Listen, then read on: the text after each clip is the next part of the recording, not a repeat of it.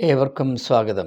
കഴിഞ്ഞ വീഡിയോയിൽ, അതായത് ഈ വീഡിയോ നിങ്ങളുമായി പങ്കിടുന്നതിന് ഏതാനും മണിക്കൂറുകൾക്ക് മുൻപ് പോസ്റ്റ് ചെയ്ത വീഡിയോയിൽ യേശുവിൻ്റെ ഏറ്റവും ശ്രദ്ധേയമായ സംഭാവന, ലോക ജനതയുടെ ആത്മീയ ജീവിതത്തിന് യേശു നൽകിയ ഏറ്റവും വിലയേറിയ സംഭാവന, ദൈവം മനുഷ്യർക്ക് ബാഹ്യമായി സ്ഥിതി ചെയ്യുന്ന ബിംബമല്ല, പിന്നെയോ അവൻ്റെ ഉള്ളിൽ സ്ഥിതി ചെയ്യുകയും അവനെ ഉത്തമമായ വിധത്തിൽ പ്രവർത്തിക്കുവാൻ പ്രേരിപ്പിക്കുന്ന അല്ലെങ്കിൽ സഹായിക്കാൻ സാധ്യതയുള്ള വെളിച്ചമാണ് എന്ന് നാം കണ്ടു.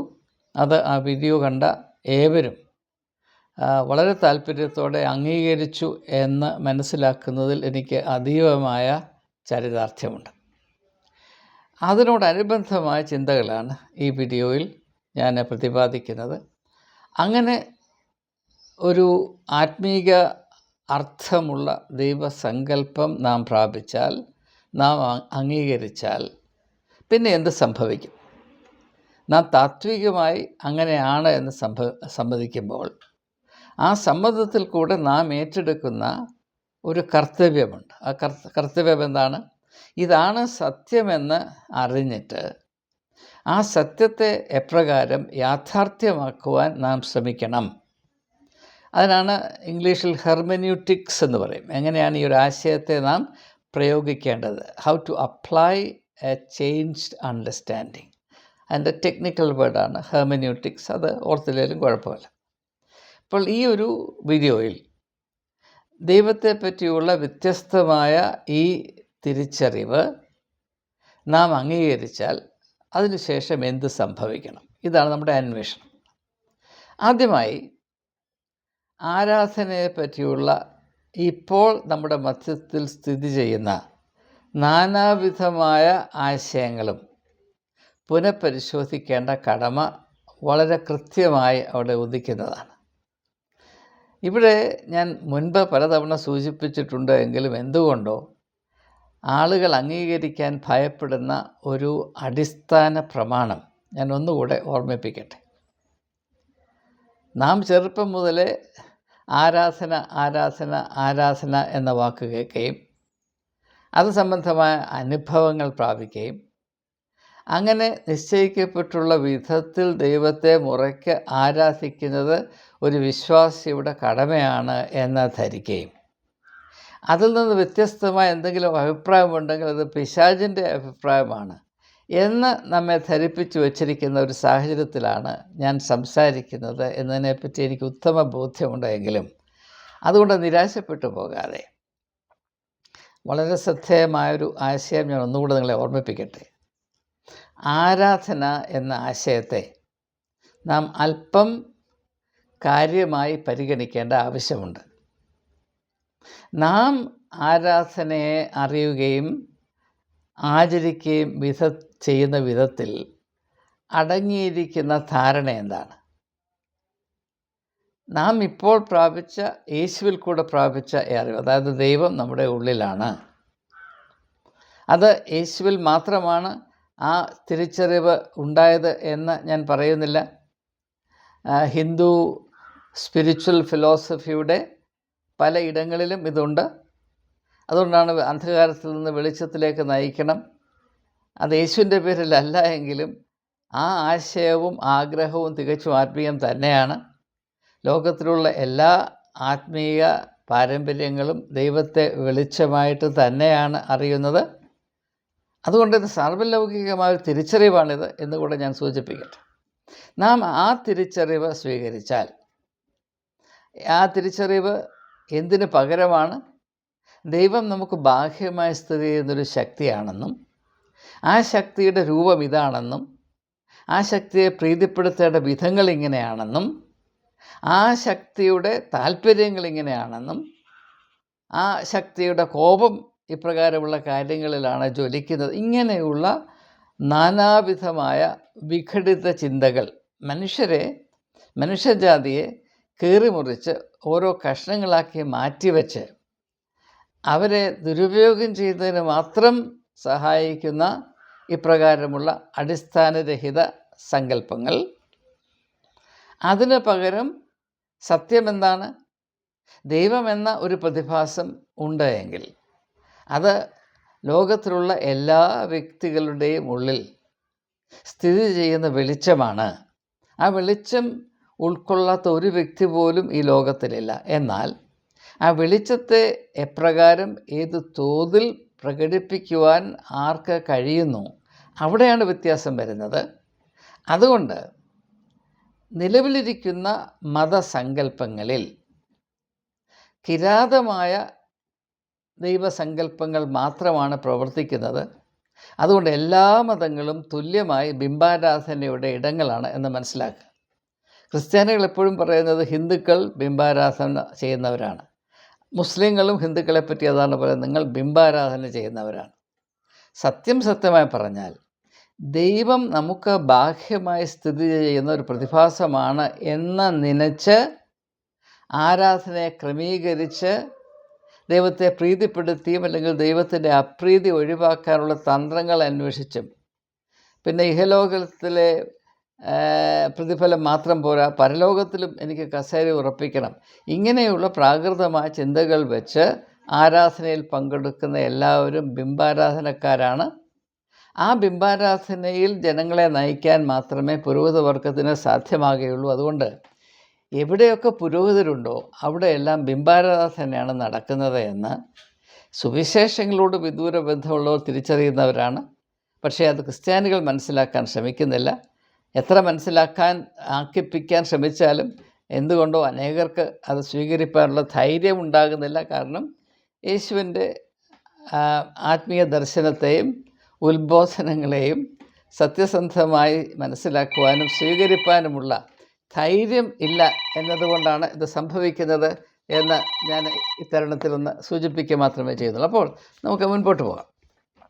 അങ്ങനെ നാം ദൈവത്തെ നമ്മുടെ ഉള്ളിൽ സ്ഥിതി ചെയ്യുന്ന വെളിച്ചമായി അംഗീകരിച്ചാൽ എന്താ സംഭവിക്കണം? ആദ്യമായി ആരാധനയെ പറ്റിയുള്ള നമ്മുടെ ധാരണ അടിമുടി പുനഃപരിശോധിക്കുകയും അതിലടങ്ങിയിരിക്കുന്ന ബിംബാരാധന സംബന്ധമായ കാര്യങ്ങൾ ഒരു വിധത്തിലും ഈ ആത്മീയ ദർശനത്തോട് പൊരുത്തപ്പെടുവാൻ സാധ്യമല്ല എന്നത് നാം തിരിച്ചറിയണം. കാരണം നാം ഇത് മനസ്സിലാക്കുന്നതിന് വേണ്ടി ഞായറാഴ്ച ഒന്ന് വിഭാവന ചെയ്യുക. നമ്മൾ ഭവനത്തിൽ നിന്ന് നല്ല മുണ്ടും ഷർട്ടും ഒക്കെ ഇട്ട് നല്ലതായിട്ട് പല്ലൊക്കെ തേച്ച് ചിലരൊക്കെ കുളിച്ച് സുന്ദരക്കുട്ടപ്പന്മാരായി സുന്ദരികളായി പള്ളിയിലേക്ക് പോകുന്നു. കാരണം എന്താണ്? ദൈവം അവിടെ ഇരിക്കുകയാണ്. അപ്പം നമ്മുടെ ഭവനത്തിൽ നിന്ന് ദൂരെയാണ് പള്ളി. ഇനി പള്ളിയിൽ ചെന്നാലോ നമ്മളിരിക്കുന്നിടത്ത് നിന്ന് ദൂരെയാണ് ദൈവം ഇരിക്കുന്നത്. ദൈവം എവിടെ ഇരിക്കുന്നത്? ആ അൾത്താരയിലാണ് ഇരിക്കുന്നത്, ഓൾട്ടറിലാണ് ദൈവം ഇരിക്കുന്നത്. പക്ഷെ അവിടെ കടന്ന് ചെല്ലാൻ പുരോഹിതന്മാർക്ക് മാത്രം അവകാശം. കാരണം അവർ പരിശുദ്ധന്മാരാണ്, നിങ്ങളോ മ്ലേച്ഛന്മാരാണ്. ഇത് മുഴുവനും അകൽച്ചയുടെ സങ്കല്പങ്ങളാണ് എന്ന് മനസ്സിലാക്കാൻ വലിയ ബുദ്ധിയൊന്നും വേണ്ട സഹോദരങ്ങളെ. ഈ ആരാധന എന്ന് പറഞ്ഞ് നാം വെച്ചു പുറത്തി ഉണ്ടാക്കിയിരിക്കുന്ന ഈ സംവിധാനം നിങ്ങളെ ഓരോ ദിവസവും ഓരോ അവസരത്തിലും അപമാനിക്കുന്ന ഒരു ക്രമീകരണമാണ് എന്ന് തിരിച്ചറിയാൻ എന്താണ് ഇത്ര പ്രയാസം? ഇത് നിങ്ങളെ മാത്രമല്ല ദൈവത്തെയും അപമാനിക്കുന്ന ക്രമീകരണമാണ്. മനുഷ്യൻ്റെ ഉള്ളിലാണ് ദൈവം എന്ന അടിസ്ഥാന തത്വം നാം അറിഞ്ഞിരിക്കെ അതിനെ 100% റദ്ദാക്കിക്കൊണ്ട് അങ്ങ് ദൂരെയുള്ള പള്ളിയിൽ, ആ പള്ളിക്കകത്ത് തന്നെ ദൂരെ ഇരിക്കുന്ന ദൈവത്തെ, പിന്നെ അതും പോരാഞ്ഞിട്ട് നമുക്കൊരു വിധത്തിലും നമ്മുടെ സാമാന്യ ജീവിതത്തോട് ബന്ധമില്ലാത്ത വാക്കുകളും ശബ്ദങ്ങളും ക്രിയകളും കൊണ്ട് മാത്രമേ ദൈവത്തെ പ്രീതിപ്പെടുത്തുവാൻ സാധ്യമാകുകയുള്ളൂ. സാധാരണ ജീവിതത്തോട് ബന്ധമുള്ള ഒന്നും ദൈവത്തിന് ഇഷ്ടമല്ല, ദൈവത്തിന് തുമ്മൽ വരും എന്ന വിധത്തിലാണ് പുരോഹിതവർഗം ഈ നാടകം കളിച്ചുകൊണ്ടിരിക്കുന്നത്. ഇപ്പം ദൈവത്തെ പ്രീതിപ്പെടുത്തുന്നതിന് ഇങ്ങനെ കുരിശ് വരയ്ക്കണം. ഇങ്ങനെ കുരിശ് വരച്ചാൽ ദൈവത്തിന്, നമ്മുടെ ഉള്ളിലിരിക്കുന്ന ദൈവത്തിന് പുരോഹിതനൊരു ഒരാംഗ്യം കാണിക്കുമ്പോൾ കുരിശ് വരയ്ക്കണം. ആ ദൈവത്തിന് എന്ത് സന്തോഷം വരുന്നതാണ് നിങ്ങൾ പറയുന്നത്? എന്നാലോചിച്ച് നോക്കണം. മുട്ടുമടക്കണം, അല്ലെങ്കിൽ ചിലപ്പോൾ മുട്ട് കുത്തി നിലത്ത് മുട്ടിച്ച് ആരാധിക്കണം. അത് ദുഃഖവെള്ളിയാഴ്ചയൊക്കെ നിങ്ങൾക്ക് കാണാവുന്നതാണ്. ഉള്ളിലിരിക്കുന്ന ദൈവത്തെ തൊടുത്ത് എങ്ങനെയാണ് കാണിക്കുന്നത് എനിക്ക് മനസ്സിലാകുന്നില്ല. അതുപോലെ കിഴക്കോട്ട് തിരിഞ്ഞ് നിൽക്കണം, അല്ല പടിഞ്ഞാട്ട് തിരിഞ്ഞ് നിൽക്കണം. നിൻ്റെ ഉള്ളിലാണ് ദൈവമെങ്കിൽ ഈ വിവാദങ്ങൾക്ക് എന്താണ് പ്രസക്തി? ഇപ്പോൾ സീറോ മലബാർ സഭയിൽ നിൽക്കുന്ന അരിഷ്ടത മാറാൻ ഒറ്റ കാര്യം മതി. കത്തോലിക്കൻ അല്പം ബോധമുണ്ടായിട്ട് ദൈവം എൻ്റെ ഉള്ളിലാണല്ലോ, യേശു അതാണല്ലോ പഠിപ്പിച്ചിരിക്കുന്നത് എന്ന് ഓർത്തു കഴിഞ്ഞാൽ സിനഡ് നാണിച്ചോടും. സിനഡോട് യുദ്ധം ചെയ്യേണ്ട ആവശ്യമില്ലാതെ വരും. ഇത് കാണിക്കുന്നത് മുഴുവൻ നാടകമാണ് എന്ന് തിരിച്ചറിയുകയും യേശു കൽപ്പിച്ചാക്കിയ ഈ സക്രമെന്റിൽ ഇങ്ങനെയുള്ള പുലഭ്യങ്ങൾ തികച്ചും അശ്ലീലങ്ങളാണ് എന്ന് ജനം തിരിച്ചറിഞ്ഞ് മനുഷ്യർക്ക് സമാധാനമായി ജീവിക്കാനുള്ള ഒരു അവസരമുണ്ടാകും എന്നാണ് എനിക്ക് പറയാനുള്ളത്. അതുകൊണ്ട് നമ്മുടെ ആരാധന മുഴുവനും നമ്മുടെ ഉള്ളിൽ ദൈവമില്ല, നമ്മൾ വെറും പാപികളാണ്, നമ്മൾ ഇരുട്ടിൻ്റെ ആത്മാക്കളാണ്. ദൈവം ഇരിക്കുന്നത് ദൂരെയാണ്, ദൂരെയാണ്, ദൂരെയാണ്, മലയുടെ മുകളിലാണ്. പുരോഹിതൻ്റെ മലയാണ് പള്ളി. ശബരിമല വേറെ ആരുടെയോ പള്ളിയാണ്, നമ്മുടെ മലയാണ് പള്ളി. ഇങ്ങനെ ഉണ്ടാക്കി വെച്ചിരിക്കുകയാണ്. അതുകൊണ്ടാണ് ഈ സങ്കല്പം പൈശാചികമായതുകൊണ്ടാണ് കർത്താവ് യേശുക്രിസ്തുവിൻ്റെ പരീക്ഷയിൽ രണ്ടാമത്തെ പരീക്ഷ നടത്തുന്നത് ദേവാലയത്തിലാണ്. അവിടെ യഥേഷ്ടം കടന്നു ചെല്ലാനുള്ള അവകാശം സാത്താനുണ്ട്, മറ്റാർക്കും അവകാശം ഇല്ലെങ്കിലും സാത്താനുണ്ട്. ഇതൊക്കെ വളരെ നമ്മെ ചിന്തിപ്പിക്കുന്നതിന് വേണ്ടി വച്ചിരിക്കുന്ന അടയാളങ്ങൾ മാത്രമാണ്. അങ്ങനെ അനേക സൂചനകളുണ്ട്. അതിലേക്ക് നാം സഞ്ചരിച്ചാൽ ആകെപ്പാടെ നമ്മുടെ സമയം കൈവിട്ടു പോകും. അതുകൊണ്ട് ദയവായി ഒരു കാര്യം മനസ്സിലാക്കുക, നമ്മൾ നടത്തുന്നത് ആരാധനയല്ല, ബിംബാരാധനയാണ്. നമ്മൾ നടത്തുന്നത് സത്യ ആരാധനയല്ല, നമ്മൾ നടത്തുന്നത് ബിംബാരാധനയാണ്. ബിംബാരാധനയാണ്, ബിംബാരാധന മാത്രമാണ്. കേൾക്കാൻ ചെവിയുള്ളവൻ കേൾക്കട്ടെ. അപ്പോൾ ദൈവം നമ്മുടെ ഉള്ളിലാണ് എന്ന സങ്കല്പം അംഗീകരിക്കുന്നവർ ഇത് മനസ്സിലാക്കും. അല്ല, ദൈവം അങ്ങ് മലയുടെ മുകളിലിരിക്കുന്നു, ആ ഒരു വലിയ വിവാദം യേശു തന്നെ ഉയർത്തിയിട്ടുണ്ട്. യോഹന്നാൻ്റെ സുവിശേഷം 4-ാം അധ്യായത്തിൽ ശമര്യക്കാരി സ്ത്രീയുടെ സംവാദത്തിൽ യേശു പറയുന്നു, ദൈവം ആ മലയിലുമല്ല, ഈ മലയിലുമല്ല. അതിൻ്റെ അർത്ഥം ആ പള്ളിയിലുമല്ല, ഈ പള്ളിയിലുമല്ല, പിന്നെ എവിടെയാണ്? എൻ്റെ ഉള്ളിലാണ് എന്നാണ് യേശു കൃത്യമായി പഠിപ്പിച്ചിരിക്കുന്നത്. ആ ഉള്ളിലിരിക്കുന്ന ദൈവത്തെ 100% വലിയ പറ കൊണ്ട് മറച്ചു വെച്ചിട്ടാണ് പള്ളിയിലോട്ട് വെല്ലം തേച്ച് പോകുന്നത്. പിന്നെ അവിടെ ഈ കോലാഹലമൊക്കെ കാണിക്കുന്നത് മുന്തിരിക്കൊക്കെ വെച്ചിങ്ങനെ പുകച്ച് കൈകൊണ്ട് വിറപ്പിച്ച് പരിശുദ്ധാത്മാവിനെ ഇറക്കി ആകെപ്പാടെ കറക്കി വളച്ചൊടിച്ച് ഒരു 10 ബാറയ്ക്ക് മുറുവനും 13 കുറിയലേശവനും അടിച്ച് ഇങ്ങനെ വിറപ്പിച്ച് വെച്ചിരിക്കുകയാണ്. ഇത് ദൈവത്തെ അന്യവൽക്കരിക്കുകയും സത്യാരാധനയെ ബിംബാരാധനയാക്കി മാത്രം മാറ്റുകയും ചെയ്യുന്നൊരു പ്രക്രിയയാണ്. ആ പ്രക്രിയ നടക്കുന്ന ലൗദോക്യ സഭയുടെ ഉള്ളിലേക്ക് യേശുവിനെ കടത്തുകയില്ല. അത് ന്യായമാണ്. അത് വെളിപ്പാട് പുസ്തകത്തിൻ്റെ 3-ാം അധ്യായത്തിൽ 20-ാം വാക്യത്തിലുണ്ട്. അത് അവർക്കും പരിചിതമാണ്. കൂടുതലായി സമയത്ത് എടുത്തു പറയേണ്ട ആവശ്യമില്ലാത്തതുകൊണ്ട് ഞാനങ്ങ് മാറ്റിവെക്കാം. അപ്പോൾ ആരാധനയിൽ കാര്യമായ വ്യത്യാസം ഉണ്ടാകും. നാം എങ്ങനെയാണ് സത്യദൈവത്തെ ആരാധിക്കേണ്ടത്? യേശു ശമര്യക്കാരത്തിയോട് പറയുന്നുണ്ടോ, ദൈവം ആത്മാവാകുന്നു, ആത്മാവ് എവിടെയാണ്? ഉള്ളിലാണ്. അവനെ ആത്മാവിലും സത്യത്തിലും ആരാധിക്കണം. നിങ്ങളീ കാണിക്കുന്നത് മുഴുവനും തെറ്റാണ്. ഗരിസിം മലയുടെ മുകളിലിരിക്കുന്ന നിങ്ങളുടെ അമ്പലത്തിൽ പോയി, ആലയത്തിൽ പോയി നിങ്ങൾ അതുമൊക്കെ കാണിക്കുന്നില്ലേ, അതും ദൈവവുമായി യാതൊരു ബന്ധവുമില്ല. നിൻ്റെ ഉള്ളിലുള്ള ദൈവത്തെ അന്വേഷിച്ച് നീ എങ്ങോട്ടാണ് പോകുന്നത്? നിൻ്റെ ഹൃദയം അന്വേഷിച്ച് നീ വടക്കാഞ്ചേരിയിലോട്ട് പോകുമോ എന്നാണ് ഇന്നത്തെ ചോദ്യം. അതപ്പോൾ ആരാധനയെപ്പറ്റി ചിന്തിക്കുക. രണ്ടാമത്, ദൈവത്തോടുള്ള നമ്മുടെ ബന്ധത്തിൽ നാം എപ്പോഴും നടത്തുന്നൊരു കാര്യം, ദൈവത്തെ അറിയിക്കണം, ദൈവത്തെ അറിയിക്കണം, പ്രാർത്ഥിക്കണം. ചെറുപ്പത്തിലൊക്കെ എന്നോട് പറഞ്ഞിരിക്കുന്നത്, നമ്മുടെ കാര്യം പ്രാർത്ഥനയിൽ കൂടെ പറഞ്ഞില്ലെങ്കിൽ ദൈവത്തിനൊന്നും അറിയത്തില്ല എന്നുള്ള. സൺഡേ സ്കൂളൊക്കെ അങ്ങനെ പറഞ്ഞിട്ടുണ്ട്. എല്ലാ ദിവസവും പ്രാർത്ഥിച്ചില്ലെങ്കിൽ യേശു അപ്പച്ചൻ അടിക്കും, ജീവനുള്ളവരുടെ പുസ്തകത്തിൽ നിന്ന് പേര് വെട്ടിക്കളയെന്നൊക്കെ എന്നോട് പറഞ്ഞിട്ടുണ്ട്. അപ്പോൾ അറിയിക്കണം. നമ്മുടെ ആരാധനയുടെ ഒരു പ്രധാനപ്പെട്ട ഭാഗമാണ് ദൈവത്തെ അറിയിക്കുക. കാരണം ഒന്നും അറിയാൻ മേലാത്ത ദൈവത്തെ വല്ലതൊക്കെ പറഞ്ഞ് മനസ്സിലാക്കിയില്ലേ, പാവം ദൈവം എന്ത് ചെയ്യാനാണ് എന്ന വിധത്തിലാണ്. പക്ഷേ ഉള്ളിലിരിക്കുന്ന ദൈവത്തെ നമുക്ക് അറിയിക്കാനൊക്കത്തില്ല. നിങ്ങളുടെ ഉള്ളിലിരിക്കുന്ന ആളിനെ നിങ്ങൾ വാഗൊണ്ട് എന്തിനാണ് അറിയിക്കുന്നത്? നിങ്ങൾ വാസ്തവത്തിൽ ചെയ്യേണ്ടത് അറിയിക്കുകയല്ല വേണ്ടത്, കേൾക്കണം. ലിസൺ എൻ്റെ ഇസ്രായേലിനെ കേൾക്ക എന്നാണ്. നീ ഒന്ന് മിണ്ടാതിരിക്കുക, എനിക്ക് ചില കാര്യങ്ങൾ നിന്നോട് പറയാൻ. നിൻ്റെ ഉള്ളിലിരുന്ന് നിന്നോട് സംസാരിക്കുന്നൊരു ദൈവമുണ്ട്. നിൻ്റെ ഉള്ളിലാണ് ദൈവം ഇരിക്കുന്നതെങ്കിൽ ഒന്നും അങ്ങോട്ട് പറയേണ്ട കാര്യമില്ല. അത് യേശു വ്യക്തമായി പറഞ്ഞിട്ടുണ്ട്. നിൻ്റെ ആവശ്യങ്ങൾ എന്താണെന്ന് നീ അറിയുന്നതിന് മുൻപേ അറിയുന്ന, നിൻ്റെ എല്ലാ അവസ്ഥയോടും താതാത്മ്യപ്പെട്ടിരിക്കുന്ന ഒരു പിതാവായ ദൈവമുണ്ട്. ആ ദൈവത്തെ അറിയുന്നവർക്ക് ഇങ്ങനെ പ്രാർത്ഥിക്കാൻ കഴിയുകയില്ല എന്ന് മത്തായിയുടെ സുവിശേഷം 6-ാം അധ്യായത്തിൽ വിശദീകരിച്ച് യേശു പറഞ്ഞിട്ടുണ്ട്. പക്ഷേ ആര് കേൾക്കാനാണ്? അപ്പോൾ നമ്മുടെ പ്രാർത്ഥന അറിയിക്കുക എന്നതല്ല, എനിക്ക് കേൾക്കാൻ താല്പര്യമുണ്ട്. ബാലനായ ശമൂവേൽ പറഞ്ഞില്ലേ, യഹോവേ അരുളി ചെയ്യണമേ, അടിയൻ കേൾക്കാം. ആ ഒരു അവസ്ഥയിലേക്ക് നമ്മുടെ പ്രാർത്ഥന അനുഭവം മാറിയേ മതിയാകുകയുള്ളൂ. അതുകൊണ്ടാണ് സങ്കീർത്തനം 46-ന്റെ 10-ാം വാക്യത്തിൽ പറയുന്നത്, മിണ്ടാതിരുന്ന് ഞാൻ ദൈവമെന്ന് അറിഞ്ഞുകൊള്ളുവിൻ. എന്തുകൊണ്ടാണ് മിണ്ടാതിരുന്ന് അറിയേണ്ടത്? ഞാൻ നിൻ്റെ ഉള്ളിലാണ്, മറ്റൊരു കാരണവും അതിനകത്തില്ല. ഞാൻ നിൻ്റെ ഉള്ളിലാണ്. മിണ്ടാതിരുന്ന് ഈ ശബ്ദമൊന്നും അലറരുത്. പാസ്റ്റർമാരോട് പ്രത്യേകം ഞാൻ പറയുകയാണ്, മറുഭാഷയെന്ന് പറയുന്ന ഈ ആഭാസരം കാണിച്ചുകൊണ്ടിരിക്കുന്ന പാസ്റ്റർമാരോട് പറയണം, മിണ്ടിപ്പോകരുത്. ഞാൻ അതിലേക്ക് വീണ്ടും വരുന്നതായിരിക്കും. അപ്പോൾ ആരാധനയിൽ അറിയിക്കേണ്ട ആവശ്യമൊന്നുമില്ല. നമ്മൾ ചെയ്യേണ്ടതാണ് കേൾക്കാൻ. ചെവി കൊടുപ്പീൻ.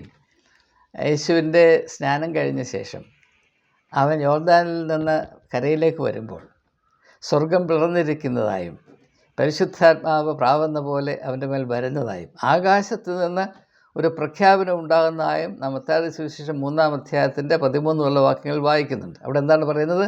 ഇവൻ എൻ്റെ പുത്രൻ, ഇവന് ചെവി കൊടുപ്പീൻ. അത് മറുരൂപമല്ലേ. അപ്പോൾ ഇതാണ് നാം ചെയ്യുന്നത്. നാം ചെവി കൊടുക്കുകയാണ്.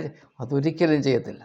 പ്രാർത്ഥിച്ച് ദൈവത്തെ ഭ്രാന്ത് പിടിപ്പിക്കുകയാണ്. കാരണം എട്ടും പൊട്ടും അറിയാത്ത ദൈവത്തിന് വല്ല വിവരവും ഉണ്ടാകാൻ, വല്ല ബോധോദയം ഉണ്ടാകാൻ വേണ്ടി നമ്മൾ നന്നായി പരിശ്രമിക്കുന്നുണ്ട്. ഇതൊക്കെ നിർത്താൻ കാലമായി. അപ്പോൾ ഇതാണ് രണ്ടാമത്തേക്ക്. മൂന്നാമതായിട്ട് എനിക്ക് അറിയിക്കണമെങ്കിൽ കുറച്ച് നടിക്കുകയും കൂടണം. നാടകം. നമ്മൾ ഞായറാഴ്ച, നമുക്ക് ക്രിസ്ത്യാനികളുടെ നാടക ദിവസമാണ് ഞായറാഴ്ച. അതുവരെ ഇല്ലാത്ത ഭക്തി, അതുവരെ ഇല്ലാത്ത ആദരവ്, അതുവരെ ഇല്ലാത്ത ഒരു പരിശുദ്ധി, അതുകൊണ്ട് അങ്ങോട്ട് പോവുകയാണ്. ഇത് മുഴുവനും നാടകമാണ്. ഇത് നടിക്കുകയാണ്. അപ്പോൾ അറിയിക്കുകയും നടിക്കുകയും ചെയ്യുന്നതിന് പകരം നാം കേൾക്കുകയും നമ്മുടെ അവസ്ഥ ദൈവസന്നിധിയിൽ സമ്മതിക്കുകയും ചെയ്യണമെന്ന് യേശു വളരെ കൗതുകമേറിയ ഒരു ഉപമയിൽ കൂടെ പറഞ്ഞിട്ടുണ്ട്. ഒരു പരീശനും ചുങ്കക്കാരനും പ്രാർത്ഥിക്കാൻ പോയപ്പോൾ പരീശൻ അവിടെ നിന്ന് ദൈവത്തെ കൊണ്ട് അറിയിക്കുകയാണ്, ഇതാ ഒരു മഹാനായ മനുഷ്യൻ വന്നിരിക്കുന്നു, ഞാൻ ചെയ്യുന്ന മതപരമായ പ്രവൃത്തികൾ, നല്ല പ്രവൃത്തികൾ നിനക്ക് അറിഞ്ഞുകൂടെ? ഞാൻ ഈ പരീശൻ ഈ ചുങ്കക്കാരനെ പോലെയൊന്നും അല്ല, ഞാൻ വളരെ മിടുക്കനാണ്, നല്ലവനാണ്. പക്ഷേ ചുങ്കക്കാരനോ അവൻ്റെ സത്യാവസ്ഥ, അവൻ്റെ ഉള്ളിലെ സത്യം അവൻ്റെ ഉള്ളിലെ ദൈവത്തോട് തന്നെ വിളിച്ചു പറയുകയാണ്. കാരണം ഉള്ളിലുള്ള ദൈവത്തെ കളിപ്പിക്കാനൊക്കത്തില്ലല്ലോ. പരീശനെ സംബന്ധിച്ചിടത്തോളം ദൈവം ദൂരെ ഇരിക്കുന്നവനാണ്, അവന് തിരിച്ചറിവില്ല, അതുകൊണ്ട് ഏത് നാടകവും കളിക്കാം. അത് ഈ ചുങ്കക്കാരന് പറ്റത്തില്ല. അവനറിയാം ദൈവം അവൻ്റെ ഉള്ളിലാണ്, അതുകൊണ്ട് ആ ദൈവത്തെ കളിപ്പിക്കാനൊക്കത്തില്ല. ആ ദൈവത്തിന് മുമ്പിൽ സത്യമേ പറയാനുള്ളൂ. അതുകൊണ്ടാണ് അവൻ പറഞ്ഞത്, ഞാൻ അടുത്ത് വരാൻ പോലും അർഹതയില്ലാത്തൊരു പാപിയാണ്, എന്നോട് കരുണ ചെയ്യണമേ എന്ന്. അപ്പോൾ ഇതിൻ്റെ ഭാഗമാണ്. മൂന്നാമത്, ആരാധനയിൽ സംബന്ധമായി നമ്മെ എപ്പോഴും പഠിപ്പിക്കുന്നത് കൊടുക്കണം.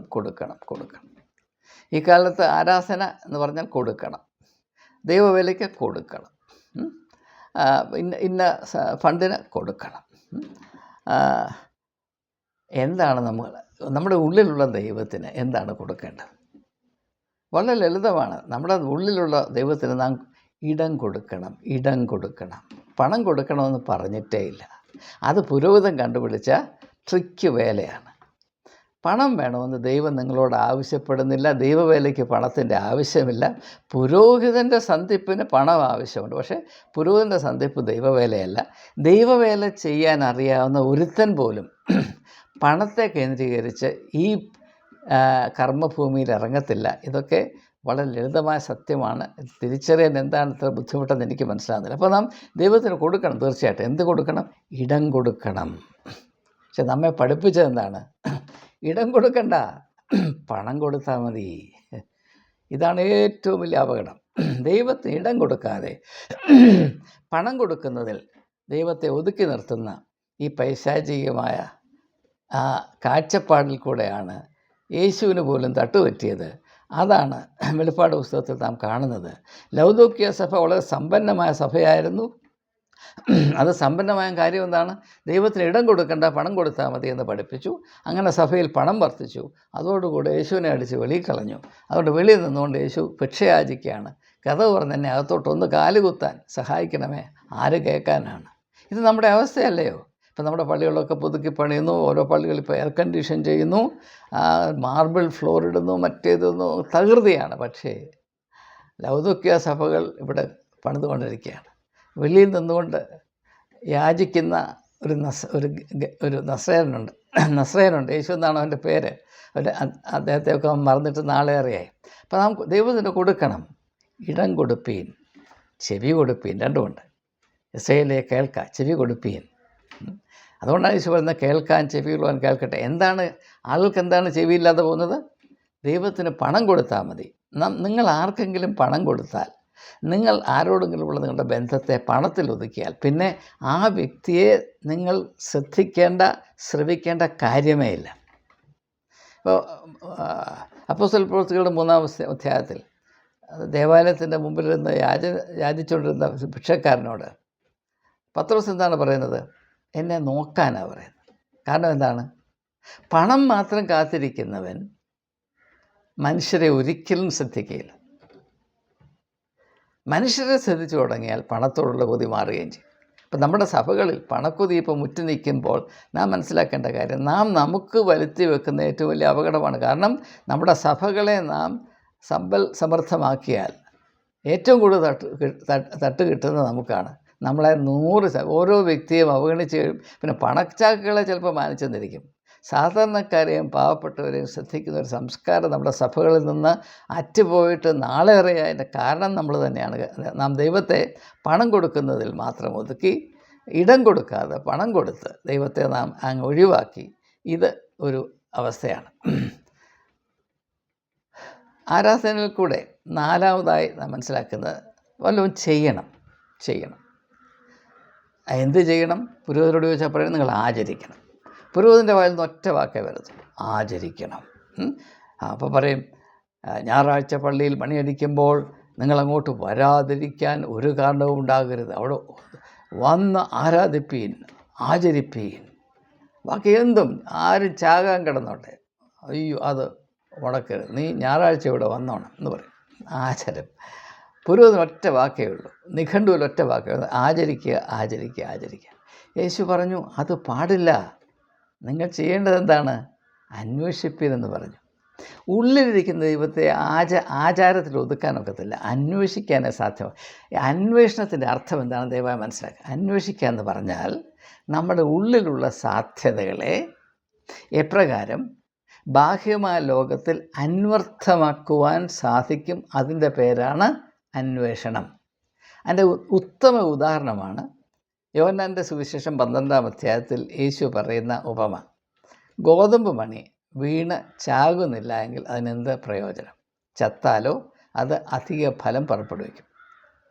കർഷകൻ വിതയ്ക്കുമ്പോൾ കർഷകൻ ആ ഗോതമ്പ് മണിയെ അല്ലെങ്കിൽ വിത്തിനെ സഹായിക്കുകയാണ്. എന്താണ് സഹായം? അന്വേഷിക്കുവാൻ സഹായിക്കുകയാണ്. ആ ഗോതമ്പ് മണിയിൽ അടങ്ങിയിരിക്കുന്ന സാധ്യത, അതിൻ്റെ ഉള്ളിൽ ഉറങ്ങിക്കിടക്കുന്ന സാധ്യത, അത് ബാഹ്യമായി പ്രകടിപ്പിക്കപ്പെട്ട് മറ്റുള്ളവർക്ക് അനുഗ്രഹമായി തീരത്തക്കവണ്ണം എന്താണ് സംഭവിക്കേണ്ടത് എന്ന അന്വേഷണത്തിൻ്റെ പേരാണ് കൃഷി. കൃഷി ഒരു അന്വേഷണമാണെന്ന് ആരും മനസ്സിലാക്കുന്നില്ലല്ലോ എന്നതിൻ്റെ ഒരു വലിയ സങ്കടമാണ്. ലോകത്തിലെ ഏറ്റവും നല്ല അന്വേഷകർ കൃഷിക്കാരാണ്. അവർ നിരന്തരം അന്വേഷിച്ചുകൊണ്ടിരിക്കുന്നു. പക്ഷെ അവർക്ക് അറിഞ്ഞുകൂടാ അവർ അന്വേഷകരാണ് എന്നവർക്ക് അറിഞ്ഞുകൂടാ. അപ്പോൾ നമ്മൾ ഈ ആചാരത്തിൽ മാത്രം തങ്ങിക്കിടക്കുന്നു. നാം ആചാരങ്ങളുടെ അടിമകളായതുകൊണ്ട് ഒരിക്കലും നാം അന്വേഷിക്കുകയില്ല. അതുകൊണ്ടാണ് വളരെ ഊന്നലോടുകൂടി യേശു പ്രത്യേകം എടുത്തു പറയുന്നത്, നിങ്ങൾ ദയവായി അന്വേഷിക്കണം. നാം അന്വേഷിക്കുന്നോ ഇല്ലയോ എന്നൊരു തെളിവെന്താണ്? നിങ്ങൾ അന്വേഷിച്ചാൽ കണ്ടെത്തും. എൻ്റെ പ്രിയപ്പെട്ട സഹോദരങ്ങളെ, ഞാൻ വിലമതിക്കുന്ന സുഹൃത്തുക്കളെ, നാം ഓരോരുത്തരും നമ്മോട് ചോദിക്കേണ്ട കാര്യം, കഴിഞ്ഞ 30, 40, 50 വർഷം കൊണ്ട് നാം എന്തെങ്കിലും കണ്ടുപിടിച്ചോ? ശാസ്ത്രീയമായ കണ്ടുപിടുത്തങ്ങളെ പറ്റിയല്ല ഞാനീ പറയുന്നത്. ആത്മീകമായ, മനുഷ്യത്വപരമായ, ധാർമ്മികമായ, സർഗാത്മകമായ എന്തെങ്കിലും ഒരു കാര്യം കണ്ടുപിടിച്ചോ. എന്തെങ്കിലും. എന്താണ് കണ്ടുപിടിക്കാത്തത്? അന്വേഷിക്കുന്നില്ല. എന്താണ് അന്വേഷിക്കാത്തത്? ആരാധന, ആ ആചരണം മാത്രമാണ് എന്ന് നമ്മെ പഠിപ്പിച്ചു. അതോടുകൂടെ നമ്മുടെ കൂപ്പ് കുത്തിപ്പോയി. നമ്മുടെ മനുഷ്യത്വം, നമ്മുടെ വ്യക്തിത്വം, നമ്മുടെ സാധ്യതകൾ മുഴുവനും മരിച്ചു പോകുന്നത്, മരവിച്ചു പോകുന്നത് ഈ ഒരു തെറ്റിദ്ധാരണയിലാണ്. ആരാധന എന്ന് പറഞ്ഞാൽ ആചരണം. ആചരണം എന്ന് പറഞ്ഞാൽ യാന്ത്രികമാണ്, അത് ബാഹ്യമാണ്, അതിൽ യാതൊരു സാധ്യതയുണ്ട്. കഴിഞ്ഞ കാലത്തെ കാര്യങ്ങൾ, കഴിഞ്ഞ കാലത്തെ വാക്കുകൾ, കഴിഞ്ഞ കാലത്തെ വാചകങ്ങൾ, കഴിഞ്ഞ കാലത്തെ ആംഗ്യങ്ങൾ, മുദ്രകൾ അതുപോലെ ആവർത്തിച്ചു കൊണ്ടിരുന്നാൽ എന്ത് കണ്ടെത്തുമെന്നാണ് നമ്മൾ ഈ പറയുന്നത്? ഭ്രാന്താണോ? ഇത് ഭ്രാന്തല്ലേ? 500-1000 വർഷങ്ങൾക്ക് മുമ്പ് ചെയ്ത കാര്യങ്ങൾ അതുപോലെ ആചരിച്ചുകൊണ്ടിരുന്നാൽ നീ എന്ത് കണ്ടുപിടിക്കുമെന്നാണ് ഈ പറയുന്നത്? അപ്പോൾ യേശുവിൻ്റെ വാക്കുകൾ ശ്രദ്ധിക്കുക. നീ അന്വേഷിക്കുന്നുണ്ടോ? നീ കണ്ടുപിടിച്ചിരിക്കും, യാതൊരു സംശയമില്ല. അതുകൊണ്ടാണ് നീ അന്വേഷിക്കരുത് എന്ന പുരോഹിതന്മാർ നിർബന്ധം പിടിക്കുക. നിങ്ങൾക്കറിയാം, അവരുടെ ഏറ്റവും വലിയ പേടി സ്വപ്നം വിശ്വാസികളെ അന്വേഷിക്കരുത്. കാരണം അന്വേഷിച്ചാൽ കണ്ടെത്തും. അവർ കണ്ടെത്തിയാൽ ചില ചോദ്യങ്ങളൊക്കെ ചോദിച്ചാൽ ഞങ്ങളുടെ കാര്യം തട്ടുകേടാണ്, ഞങ്ങളുടെ കട പൂട്ടേണ്ടി വരും. ഇതാണ് ഇന്നത്തെ യാഥാർത്ഥ്യം, മറ്റ് യാതൊരു യാഥാർത്ഥ്യവുമില്ല. യേശു ഒരു ചോദ്യചിഹ്നമായിട്ടാണ് യഹൂദ പുരോഹിത വർഗത്തിൻ്റെ മുമ്പിൽ നിന്നത്. ആ ചോദ്യത്തിന് ഉത്തരം കണ്ടുപിടിക്കാൻ വയ്യാത്തത് കൊണ്ടാണ് അവനെ കൊന്നുകളഞ്ഞത് എന്ന് ദയവായി മനസ്സിലാക്കുക. ആ ഒരവസ്ഥയിൽ നിന്ന് ഒരു ഇഞ്ച് മുൻപോട്ട് പോകുവാൻ പുരോഹിതവർഗത്തിന് ഇന്നും കഴിഞ്ഞിട്ടില്ല, ചരിത്രം അവസാനം വരെ കഴിയുകയുമില്ല. കാരണം അതവിടെ തൊഴിലിന് പറ്റിയ കാര്യമല്ല, അവിടെ ഉദരപൂർണത്തിന് അപകടം വരുത്തുന്ന കാര്യമാണ് അന്വേഷണം എന്നുള്ളത്. ഇതെനിക്ക് ആരോടും വിരോധമുണ്ടായിട്ട് പറയുന്നതല്ല. ജനത്തെ സ്നേഹിക്കുകയും അവരുടെ നന്മയ്ക്കും വിടുതലുമായിട്ടുള്ള സത്യങ്ങൾ വിളിച്ചു പറയുകയും എൻ്റെ കടമയായതുകൊണ്ട് ഞാൻ പറയുകയാണ്. ഇതാണ് നമ്മുടെ ഏറ്റവും വലിയ അധപ്പതനം. ഇത് തിരിച്ചറിയുക നമ്മുടെ ഈ കാലത്തെ വലിയ ആവശ്യമാണ്. ഇതെല്ലാം ഉൾക്കൊണ്ടുകൊണ്ടാണ് യേശു വിളിച്ചു പറയുന്നത്, സ്വർഗരാജ്യം സമീപിച്ചിരിക്കയാൽ മാനസാന്തരപ്പെടുവീൻ. മനസ്സിനകത്ത് മാറ്റം വരണം, മാനസാന്തരപ്പെടുവീൻ. ദൈവം അങ്ങ് ദൂരെ നമ്മൾ പിടിച്ചിരുത്തിയിരിക്കുന്ന അല്ലെങ്കിൽ സൃഷ്ടിച്ച് നിർമ്മിച്ച് വെച്ചിരിക്കുന്ന ബിംബമല്ല, ദൈവം നമ്മുടെ ഉള്ളിലെ വെളിച്ചമാണ് എന്ന് തിരിച്ചറിയുന്നതിൻ്റെ പേരാണ് മാനസാന്തരം എന്നുള്ളത്. അങ്ങനെ മാനസാന്തരപ്പെട്ടാൽ ഞാൻ ഈ സൂചിപ്പിക്കുന്ന വലിയ വ്യതിയാനങ്ങൾ, മാറ്റങ്ങൾ ഉണ്ടാകും. അത് തിരിച്ചറിയുന്ന ഒരു വ്യക്തിക്ക് പോലും പുരോഹിതർ അടിച്ച് വെച്ചിരിക്കുന്ന ഈ പ്രഹസനത്തിൻ്റെ മതപരമായ നാടകശാലയിൽ അവരുടെ നിത്യതയെ ഒതുക്കാൻ സാധ്യമല്ല. എൻ്റെ പ്രിയപ്പെട്ട സഹോദരങ്ങളെ, നിങ്ങളുടെ സ്നേഹത്തിൻ്റെ അടിസ്ഥാനത്തിൽ എനിക്ക് നിങ്ങളോട് പറയാനുള്ളത്, നിങ്ങളായിരിക്കുന്ന അവസ്ഥയുടെ അധപ്പതനവും പട്ടിണിയും ദാരിദ്ര്യവും അപകടവും തിരിച്ചറിയുവാൻ നിങ്ങൾ ധൈര്യം കാണിക്കണം. ഇത് നിങ്ങളുടെ നിത്യതയുടെ പ്രശ്നമാണ്, നിങ്ങളുടെ ഇപ്പോഴത്തെ തന്നെ നിങ്ങളുടെ വ്യക്തിത്വത്തിൻ്റെ പ്രശ്നമാണ്, നിങ്ങളുടെ അഭിമാനത്തിൻ്റെ പ്രശ്നമാണ്, നിങ്ങളുടെ മനുഷ്യത്വത്തിൻ്റെ പ്രശ്നമാണ്. ദയവായി മനസ്സിലാക്കുക. ഒന്നുകിൽ ദൈവം നമ്മുടെ ഉള്ളിലുള്ള വെളിച്ചമാണ്, അല്ലെങ്കിൽ ദൈവം ഒരു ബിംബമാണ്. ഇതല്ല മറ്റൊരു സാധ്യതയുമില്ല. ദൈവം നമ്മുടെ ഉള്ളിലെ വെളിച്ചമാണെങ്കിൽ ആ വെളിച്ചത്തെ പ്രകടിപ്പിക്കുവാൻ നമുക്കൊരു കടമയുണ്ട്. മത്തായിയുടെ സുവിശേഷം 5-ാം അധ്യായത്തിൻ്റെ 14 മുതൽ 16 വരെയുള്ള വാക്യങ്ങൾ.